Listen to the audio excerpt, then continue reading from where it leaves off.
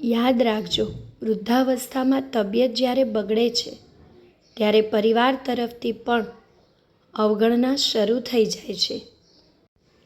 છોકરાથી ત્યજાયેલ માં ક્યાં વધુ કંઈ માગતી હતી? એને જોઈતી હતી ટાણે કટાણે પોતાના પેટની હૂંફ, બસ. વૃદ્ધાશ્રમના આંગણે આજે એક નવો મહેમાન આવ્યો હતો. ડગમગતા પગલે પાસે જઈને જોયું તો ખ્યાલ આવ્યો, આ એ જ હતો જે વર્ષો પહેલાં મને અહીં છોડી ગયો હતો. સંબંધ દિલનો હોવો જોઈએ. લોહીના સંબંધોને મેં વૃદ્ધાશ્રમમાં જોયા છે. પોતાના મા બાપની ગુલામી કરતો માણસ આખી દુનિયાનો બેતાજ બાદશાહ હોય છે. જ્યારે એક છોકરીએ કીધું કે જો મા બાપને સાચવવાનો હક અમારી પાસે હોત તો આજે એક પણ વૃદ્ધાશ્રમ ના હોત, ત્યારે એક છોકરાએ સરસ જવાબ આપ્યો કે તમે ખાલી તમારા સાસુ સસરાને સાચવો ને તો પણ વૃદ્ધાશ્રમની જરૂર ના પડે. તમે તમારા સાસુ સસરાને સાચવો, તમારી ભાભી એના સાસુ સસરા, અને જેમ દીકરો મા બાપને સાચવે છે તેમજ જમાઈ તેના સાસુ સસરાને સાચવશે ને ત્યારે વૃદ્ધાશ્રમની જરૂર જ નહીં પડે. આંસુ છુપાવી માએ સ્મિતને પ્રસ્તુત કર્યા છે.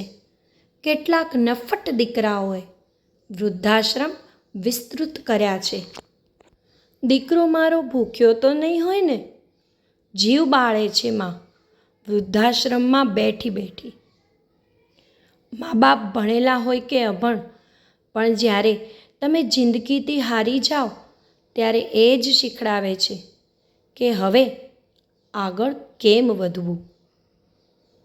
મા બાપને વૃદ્ધાશ્રમમાં મૂકતા પહેલાં 100 વાર વિચારજો, કેમ કે તમારા બાળકો પણ એ જ કરશે જે તમે કર્યું હશે. કોઈની લાગણી દુભાવતા પહેલાં એક સવાલ પોતાના હૃદયને પૂછી જોજો કે કાલે એની જગ્યાએ હું હોઈશ તો? વૃદ્ધાશ્રમની દિવાલનું અતિ સુંદર વાક્ય તમને તમારા જ દગો દેશે, કારણ કે અમને અમારાનો અનુભવ છે. ખરાબ સમયમાં 4 લોકો જ મદદ કરી શકે છે: મા બાપ, ભગવાન અને એક સારો મિત્ર.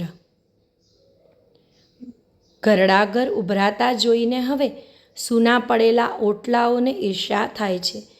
જેણે ખર્ચી નાખી જિંદગી આખી, એને સાચવવાના હવે ખર્ચા થાય છે.